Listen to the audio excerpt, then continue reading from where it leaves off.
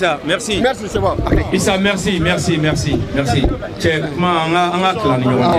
et on m'a dit, Zuber, viens t'exprimer, jeune homme. Viens faire une analyse politique et un tout petit peu de la situation du Mali. Nos Boraï, Amek m'a dit Laurent. Voilà. Laurent, tu t'apprêtes après. Nos Boraï, Amédi Djara. Il faut t'apprêter encore. Zuber, merci. Vous allez vous présenter, M. Zuber. Ok, donc bonjour tout le monde. Donc je me présente Zuber Sadbar, donc je suis malien.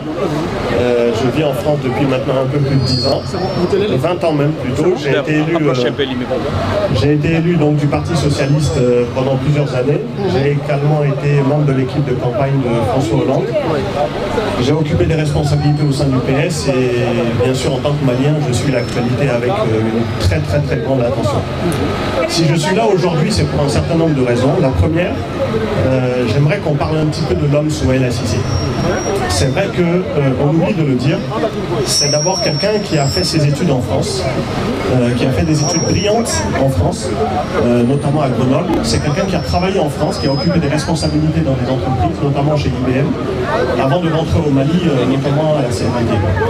Quand je précise ça, c'est une façon de dire aussi que c'est un parcours d'excellence à travers lequel on peut tous se reconnaître. C'est aussi un homme, c'est un mari, c'est un frère, c'est un papa, c'est un grand-père, c'est un cousin, c'est un ami, c'est un citoyen, c'est un être humain en fait tout simplement. Et ce qui lui arrive est quelque chose qui est absolument inacceptable, c'est quelque chose de scandaleux. Mais c'est aussi un homme qui a un parcours politique, je vous laisse juger vous-même de la réalité. C'est quelqu'un qui a été d'abord secrétaire général de la présidence, ce n'est pas rien. C'est quelqu'un qui a été ministre des Finances pendant plusieurs années. C'est quelqu'un qui a été ministre de l'équipement. On lui doit notamment l'organisation de la Coupe d'Afrique des Nations en 2002. C'est quelqu'un qui a été plusieurs fois candidat à l'élection présidentielle. Candidat malheureux, mais à chaque fois, il a réussi à être au second tour, avec à chaque fois des tripatouillages. Je rappelle la première fois où l'actuel président de la République s'est plaint qu'on lui a volé des voix, notamment que la Cour constitutionnelle a annulé un certain nombre de voix. Sauf que lui, c'est quelqu'un qui ne se plaint pas, il n'est pas dans la victimisation. Autrement, dans les faits, je vous renvoie au résultat. On lui a annulé plus de voix qu'à Ibeka. Et pourtant, la légende urbaine voudrait que c'est Ibeka qui a été volé. Soumaïla Cissé, c'est aussi quelqu'un qui a fait l'honneur du Mali, qui a fait l'honneur de l'Afrique, notamment en président de la commission de l'Union économique et monétaire ouest-africaine. Là, on n'est pas dans un poste honorifique, on est dans un poste où on travaille avec des chefs d'État, on est dans un poste où on démontre sa capacité, ses compétences, et là-dessus aussi il a fait l'unanimité. Il a été salué par un certain nombre de personnalités comme M. Severino, que tout le monde connaît, qui a notamment dirigé l'Agence française de développement.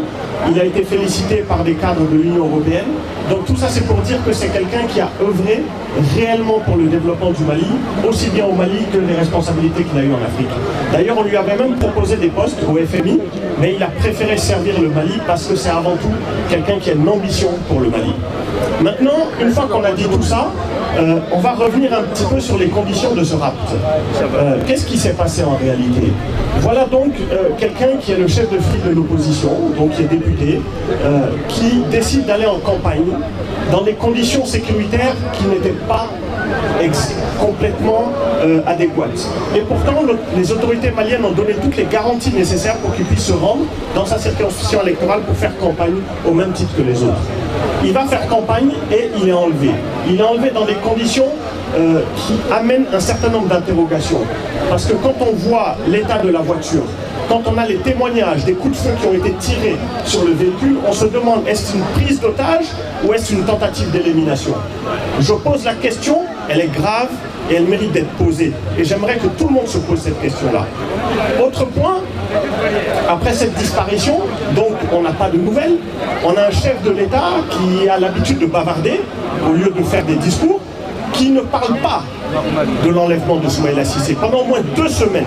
Pas un mot sur la disparition de celui avec qui il a été ministre pendant plusieurs années, de celui qui a été 2 fois numéro 2 à l'élection présidentielle, de celui qui est député, de celui qui aujourd'hui a été floué pendant l'élection présidentielle de 2018 alors que tout le monde sait que c'est lui qui a gagné. Et cette personnalité disparaît pendant 2 semaines, pas un mot du chef de l'État. S'il vous plaît, est-ce acceptable dans un pays sérieux? Non. Non. Alors ça ne suffit pas. Donc non seulement le chef de l'État ne parle pas, mais la communauté internationale a mis du temps aussi à s'exprimer. Je rappelle quand même les chiffres.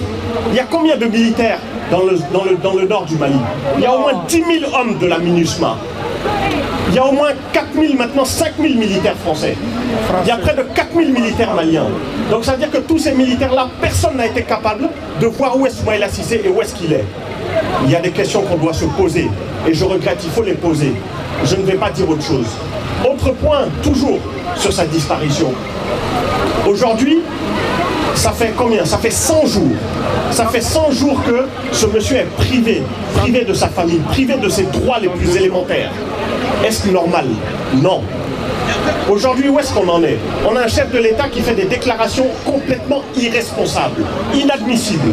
Comment on peut dire après tant de mois de silence, de venir dire à la télé, devant tout le monde, devant les Maliens, que Soumaïla Cissé va bien, que Soumaïla Cissé va bientôt être de retour? Bientôt, c'est quand? Ça fait plus de 10 jours que ça a été annoncé. Ça fait 18 jours. Bon, on se pose des questions aujourd'hui. Et quand on connaît ce régime, quand on sait ce qu'il a été capable de faire, parce que ce n'est pas la première fois qu'il y a des éliminations, on sait qu'il y a le journaliste Birama Touré qui a été éliminé complètement, dont on sait qu'il a été tué. Mais on ne sait pas, le corps n'a pas été retrouvé. Est-ce un pays sérieux où un journaliste ne peut pas exercer son travail au risque de sa vie? Voilà aujourd'hui le régime Ibrahim Boubacar Keïta. Donc à un moment donné, il faut qu'on se le dise. Aujourd'hui, il y a eu des journalistes qui ont été arrêtés. Il y a des membres du mouvement de contestation qui ont été arrêtés. Où est la France, pays des droits de l'homme? Où est la France devant ce genre de situation? Comment se fait-il qu'on n'entend pas plus la France? Alors on est content d'entendre des sénateurs, on est content d'entendre des maires, mais aujourd'hui on veut la voix du chef de l'État, on veut la voix du Premier ministre, on veut la voix du ministre des Affaires étrangères. C'est assez. Comme dirait justement, suite à l'affaire George Floyd, enough is enough. Ça suffit maintenant. Voilà.